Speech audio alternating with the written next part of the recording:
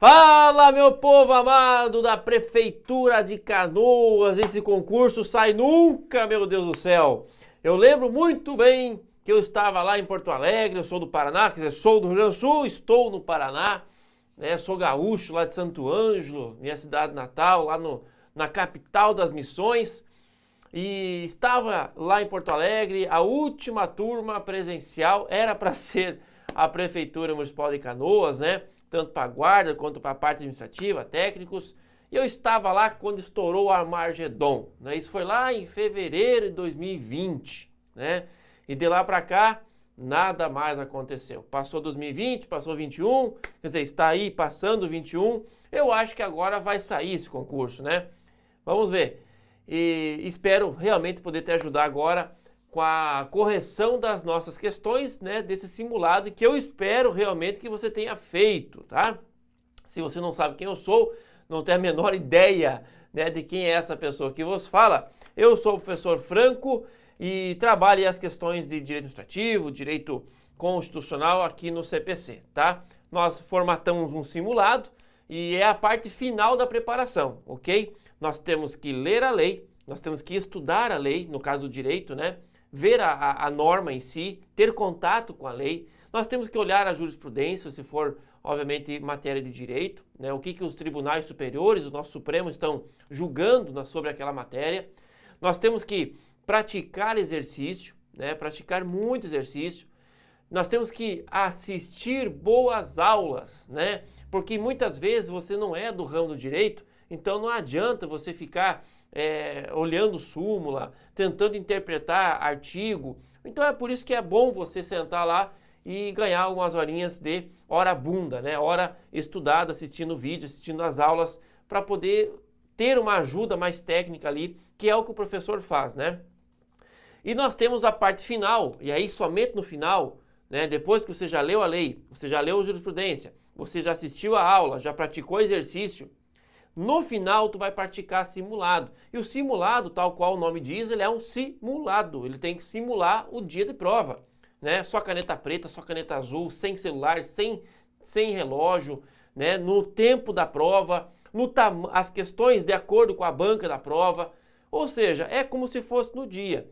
E eu creio que se o aluno se dedicar, ele vai de fato fazer o simulado como se no dia estivesse. Não se vai para uma guerra sem saber atirar. Não se vai para um combate sem saber usar o fuzil, né? Então é isso que nós estamos ensinando você. Estamos ensinando você a atirar, tá? E aí sim, lá no combate, daí você com certeza vai sobreviver, tá? Então assim, espero realmente que você tenha feito o simulado e agora nós vamos corrigir. Aí tu vai ver o porquê sim, porquê não. Essa matéria está um pouco ruim, eu tenho que melhorar. Essa aqui já está bem, já gabaritei. E assim, o simulado ele serve exatamente para desvendar, né? Olhar para o interior e falar, oh, meu Deus, eu não sei nada de português, eu não sei nada de administrativo, né? Ou pelo contrário, ó, já está tranquilo, já estou dominando o português, já matei constitucional, agora vamos focar, né? Cerrar fogos ali na parte principal, tá? Então vamos lá, vamos corrigir o nosso simulado. São 15 questões aí na matéria de direito administrativo, parte geral, né? Enfim, espero realmente poder te ajudar agora nas correções. Leve muito a sério a correção, veja porque está errado, porque está correto. E eu creio que em torno de uma hora aí nós já resolvemos a parada, né? Beleza? Vamos lá então. Questão número 1 do teu simulado diz o seguinte. A administração pública é orientada por uma série de princípios implícitos e explícitos. Então essa questão já é uma questão de princípios. Rapaz, questão de princípio é assim, ó. É 8 ou 80. Ou ela é muito fácil, você vai de cara matar, ou é aquela questão, né, zica da galáxia, não tem, não sai, não arranca, né? Então assim, não tem meio termo. Ou é uma questão fácil de princípio, ou é uma questão de fato que é doutrinária, que é, sabe, porque o princípio ele é muito vago, né? E muitos alunos têm dificuldade em interpretar princípios, saber diferenciar um do outro. Por isso que eu coloquei uma questãozinha de princípios. Então vamos lá. De fato, a ADM pública ela segue, né, princípios implícitos e os explícitos, aqueles que estão previstos nas normas, né, que vinculam seus agentes às suas diferentes esferas, né. Sobre esse tema, assinale a alternativa correta. Letra A. A administração pública deve observar os princípios da legalidade, da segurança jurídica, da moralidade e pode prescindir, ou seja, pode não aplicar, pode não respeitar o da eficiência, né? E aí? Moçada, veja, nós temos que tomar cuidado porque não há hierarquia entre os princípios. Não há subordinação entre os princípios. Não há um princípio alfa e um princípio ômega. Não, não há. Não há essa correlação. Claro que eles convivem num ambiente harmonioso e por hora, né, porventura, eles podem entrar em conflito, mas a própria norma ou a jurisprudência vai ter que decidir isso, quando um princípio confrontar o outro naquele caso concreto. Mas não há nenhuma hierarquia entre os princípios. Isso tem que levar para a tua prova. Não há subordinação, não há hierarquia entre os princípios. Anotou? Pega e anota, tá? Larga esse telefone aí, pega uma caneta, um papel e vai anotando. Na própria questão, no próprio simulado, você vai anotando aí a correção, tá? Depois tu só passa o olho ali, tu tem uma ferramenta fenomenal para estudar, tá? Beleza? Bom, então nesse caso, obviamente que essa questão está errada. Por quê? Está dizendo que é para prescindir a eficiência? Negativo. Eu não posso prescindir, eu tenho que aplicar a eficiência. Até porque a eficiência, a partir da emenda constitucional de número 19 de 98, partiu desse ponto, ela é expressa na Constituição Federal. Então tem que obedecer. Letra A está fora de combate. Letra B. Os princípios da razoabilidade e proporcionalidade não devem ser observados na prática de atos administrativos que importem a aplicação de sanções, posto que, nesse caso, somente o princípio da estrita legalidade deve ser observado. Meu amigo, minha amiga, pelo amor de santo Deus, na aplicação da sanção, é óbvio que eu preciso aplicar razoabilidade e proporcionalidade, principalmente nas sanções, né? Não só o princípio da estrita legalidade. Não posso ficar só preso na lei. Eu preciso sim aplicar o princípio da razoabilidade e proporcionalidade. Aliás, a proporcionalidade deriva da razoabilidade e a razoabilidade deriva da legalidade. Eu preciso aplicar todos eles em toda e qualquer situação, principalmente na aplicação de sanções. E aqui a alternativa B está indo bem pelo contrário. Está dizendo que eu não posso aplicar, pelo amor de Deus. Letra C. O princípio da impessoalidade é aplicável somente a agentes públicos concursados, sendo que os ocupantes de cargos eletivos e políticos não são obrigados à sua observância. Bom, provavelmente tu já está pegando a manha, né? Já está pegando aí o tranco e é claro que aquelas alternativas que negarem a aplicação do princípio, 99% de chance de estar errada. A alternativa veio negando o princípio, dizendo que não se aplica princípio X ou Y. Ó, questão está errada, tá? É óbvio que eu vou aplicar o princípio. É claro que aquele princípio é aplicável. O que vai acontecer é que tem princípio que é mais aplicável naquela situação do que outros. Mas tu não pode negar a aplicação dos princípios. E toda alternativa que traz negação, você vai marcar como errado, entendeu? Letra D. O princípio da moralidade não torna inconstitucional a concessão de benefícios em caráter gracioso e vitalício a ex-agentes públicos. Claro que sim. O princípio da moralidade, inclusive, juntamente com o princípio da impessoalidade, eles foram usados para a publicação da súmula vinculante de número 13 do STF, né? E é exatamente a súmula que veda o nepotismo. Nepotismo, ok? Então a súmula que veda o nepotismo é direcionada a agente político, é direcionada exatamente a não conceder benefícios maiores, né, a parentes e tudo mais. Então é claro que aquela gratificação graciosa e principalmente vitalícia a ex-agentes públicos também fere o princípio da moralidade. Está dizendo que não, mais uma vez, ó. Está dizendo que não, então a questão está errada. Bom, ficou a letra E, né? Com certeza a nossa questão correta.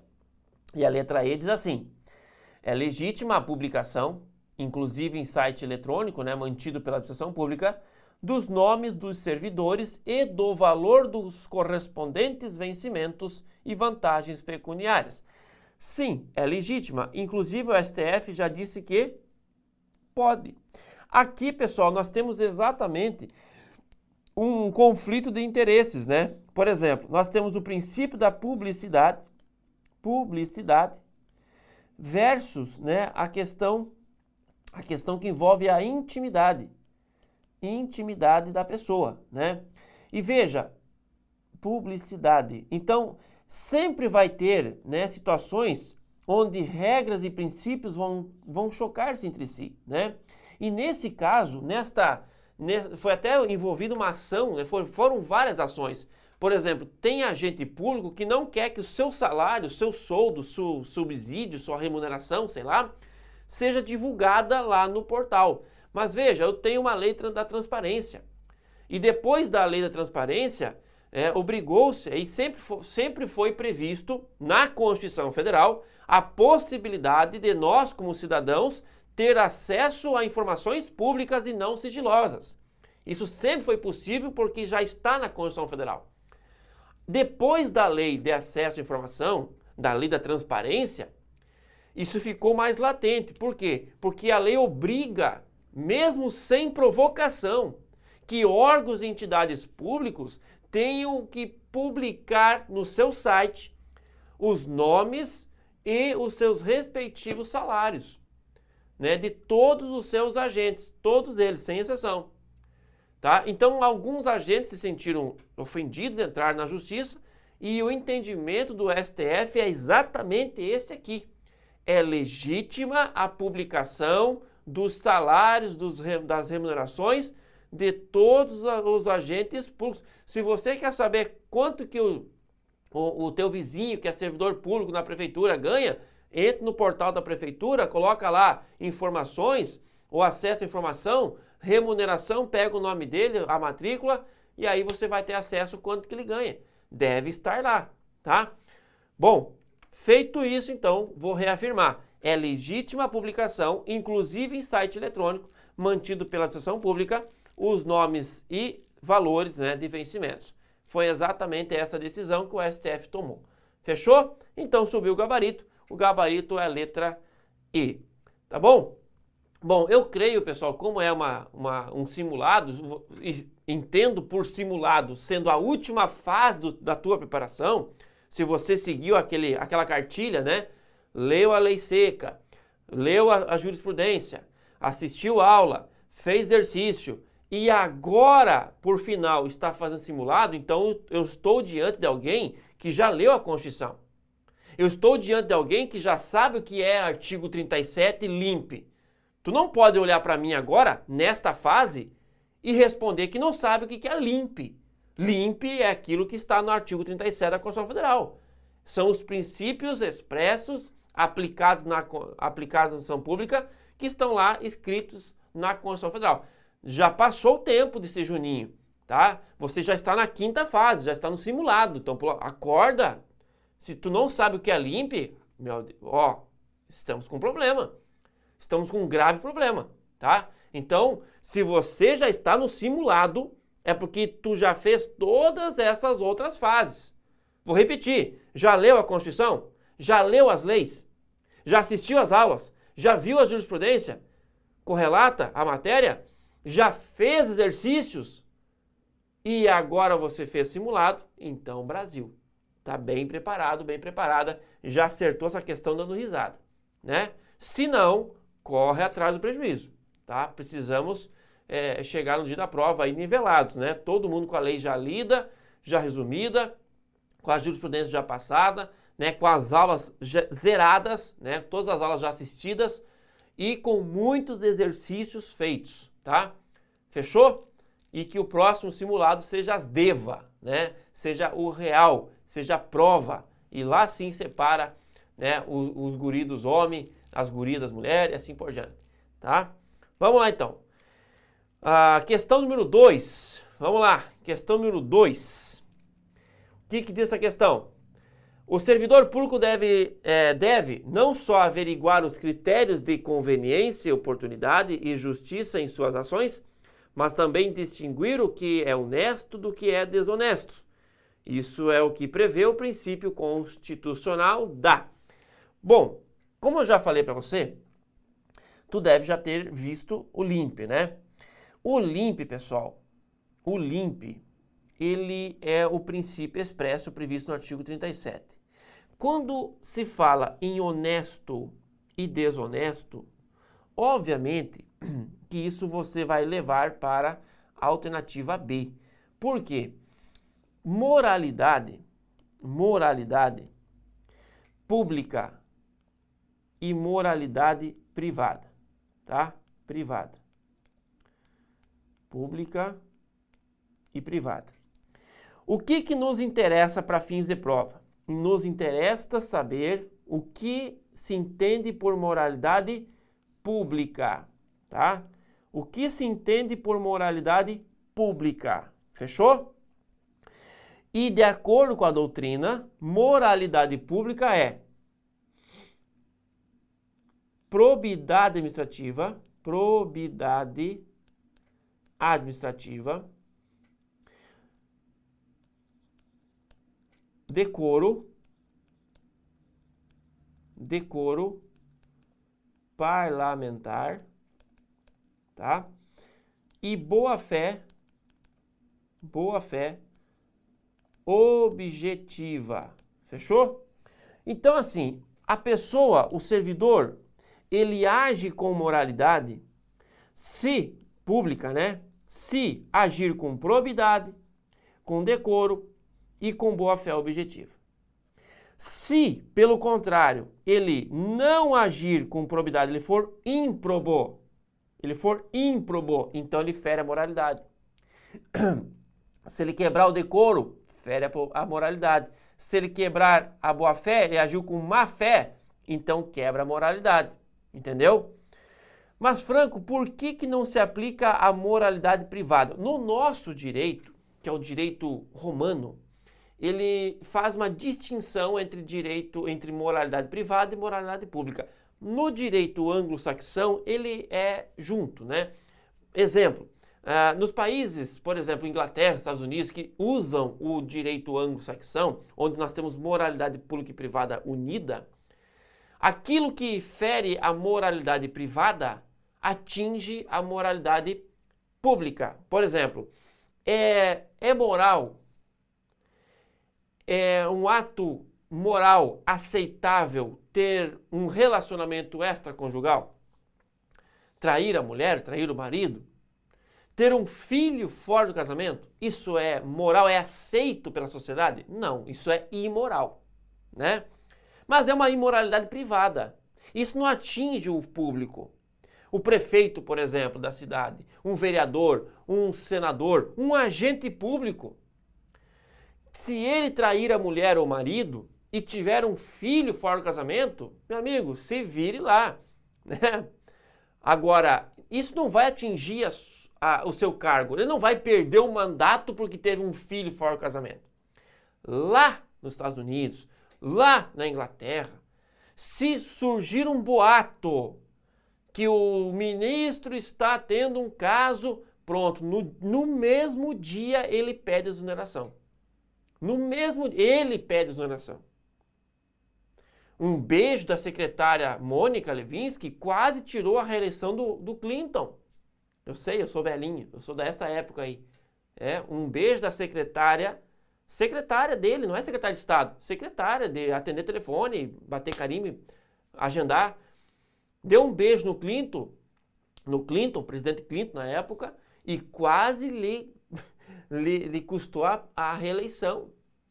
Entendeu? Porque por baixo dos panos, e aí a oposição entrou, disseram que ele estava tendo um caso com a Mônica Lewinsky. Pronto. Foi um parto para ele provar que não. E ele precisou provar que não para ser eleito, senão nem eleito era presidente. entendeu? Então assim, pessoal, a moralidade privada, ela é importante e aos poucos ela está sendo aplicada no setor público. Por quê? Da onde que eles tiraram essa questão?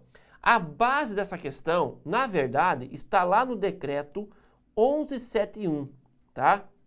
No decreto 1171. Esse decreto é um decreto federal aplicado aos servidores federais. Porém, esse decreto ele traz como regra deontológica a previsão que eu chamo de 5 pontos, né? Os 5 macetes, os 5 pilares, tá? Ou os 5 paralelos, que envolve aí a atuação do agente público. Então ele precisa ver os atos no que tange a honestidade, honesto ou desonesto, né?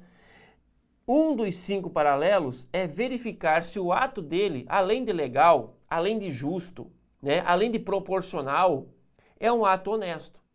Então veja, aos poucos estamos tentando aplicar a moralidade privada na pública, o que é muito bom, né? Mas pela doutrina, isto aqui é a moralidade pública, o resto é privada, tá? Então toda vez que falar, por exemplo, a questão de honesto e desonesto, a questão de aplicação da ética, né? Essa palavra sempre vai estar envolvida, tá? Ética e moralidade. Então, falou em ética, você vai aplicar a moralidade. Veja que não tem nada a ver com anterioridade, ampla defesa, segurança jurídica e muito menos publicidade, ok? Fechou? Então, assim, eu não vou explorar aqui todos os princípios, tá? Isso aqui é um simulado, mas eu creio que você já tenha conhecimento do LIMP, saiba diferenciar a legalidade de reserva legal, saiba diferenciar as 3 faces do princípio da impessoalidade, tá? Tem que saber quais são as 3 faces da impessoalidade.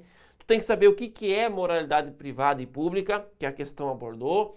Tu precisa conhecer o que é publicidade, quando que eu alcanço a publicidade, em que instrumento, em que imprensa, né? E principalmente conhecer o princípio da eficiência incorporado em 98 pela emenda constitucional número 19. É o mínimo que eu exijo de você, tá? Futuro aí concursado da prefeitura, tá bom? Pois bem, então, subiu o gabarito, de fato é a nossa letra B. Pois bem, vamos lá. Questão número 3. Para que o ato administrativo produza efeitos jurídicos, é necessário conter seus requisitos de validade. Assim, a alternativa que apresenta os requisitos de validade do ato administrativo. Opa! A questão agora é boa, hein? A questão fala de ato administrativo. E quando você fala de ato administrativo, vou até vir aqui para trabalhar um conceito melhor, ó. Quando você fala de atos, ato administrativo, são 3 quesitos muito importantes que eu quero que você grave a partir de agora. O conceito de ato, os requisitos do ato e os atributos do ato, tá? O conceito, os requisitos e os atributos. Isso é fundamental para você. Veja, o que é ato administrativo? Opa, então é o conceito. Ato administrativo é uma ação, não é uma omissão, tem que ser uma ação. Tem que ser unilateral, não pode ser bilateral, senão é contrato, tá? É uma ação unilateral que parte da administração pública, ou seja, parte de um agente público, né? Que lhe faça às vezes. É uma ação unilateral da ação pública, de um agente público, regido por direito público, e que passa por todos os controles, né? Passa por todos, não é só um não, passa por todos os controles, fechou? Isso é ato administrativo, beleza?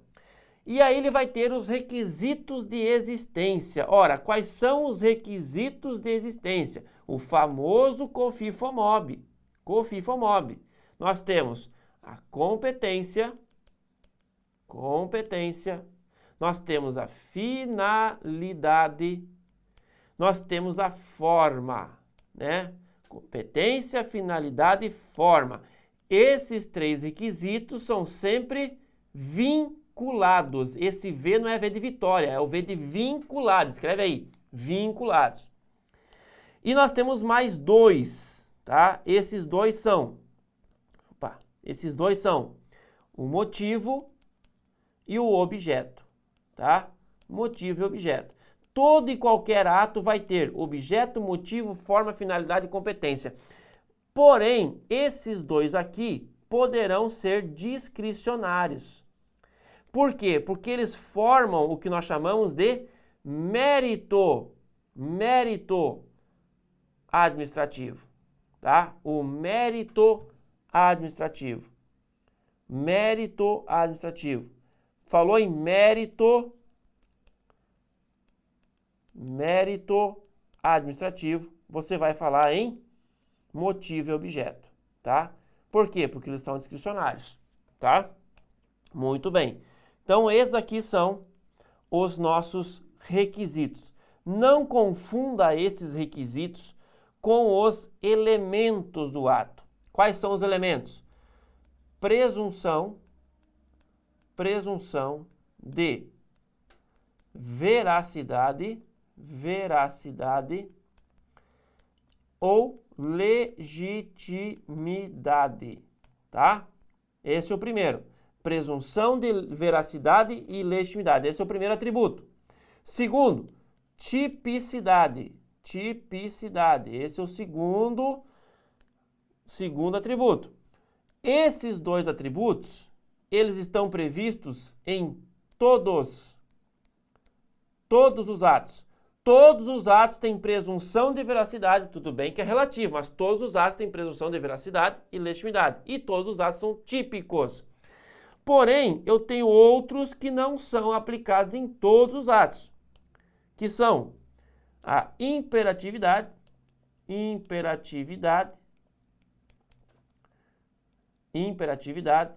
e a autoexecutoriedade.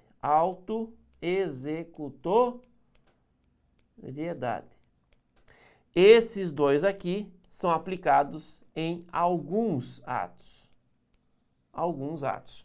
Veja que eu tenho o conceito de ato, eu tenho os requisitos do ato e eu tenho as características, os atributos do ato. Isto aqui é fundamental. Se tu vai para a prova sem saber isso aqui, já era. Se tu não sabe isso aqui, tu não sabe ato. Né? Tu vai rodar no ato, vai zerar a questão do ato, vai acertar de sorte. E aqui nós não trabalhamos com sorte. Aqui é na técnica, tá? Aqui tu é profissional do concurso, tu tem que dominar a matéria, entendeu? Tu não vai lá para brincar, né? Ninguém aqui tá tirando para o gato aqui, nós temos que entender o assunto. Então, esse conceito aqui é básico, tá? E aí nós vamos para a questão. A questão diz assim, olha, para que o ato administrativo produza efeitos jurídicos, é necessário ele cumprir seus requisitos. Falou requisitos, cara, olha aqui, ó, falou requisito, você vem para cá. Falou requisitos, é isso aqui, ó, tá? É competência, finalidade, forma, motivo e objeto. Esses são os requisitos, né? E tu tem que achá-los agora na questão. Vamos lá. Sujeito competente, tá? A competência também é chamada de sujeito, tá? Então, competência ou sujeito competente, tá? A mesma coisa. Lembre-se que competência é sujeito. Forma, finalidade. Opa, fechou os três vinculados. Motivo e objeto. E o objeto também é chamado de conteúdo, tá? O objeto também é chamado de conteúdo. Pode aparecer objeto ou conteúdo. Pode aparecer competência ou sujeito, não importa. O que importa é que a letra A é a nossa resposta correta, né? Ela tá aqui, ó. Beleza. Então eu achei os meus requisitos, né? Competência ou sujeito, forma, finalidade, motivo e objeto ou conteúdo. Fechou? Aqui está a nossa resposta correta. Bom, por que não é o restante? Sujeito competente, ok. Formalidade? Não. Tempestividade? Não. Legitimidade? Veja que legitimidade, pessoal, é uma característica, não é um requisito. Forma? Ok. Tempestividade? Não. Singularidade? Não. Tempestividade? Não. Não. Não. Não.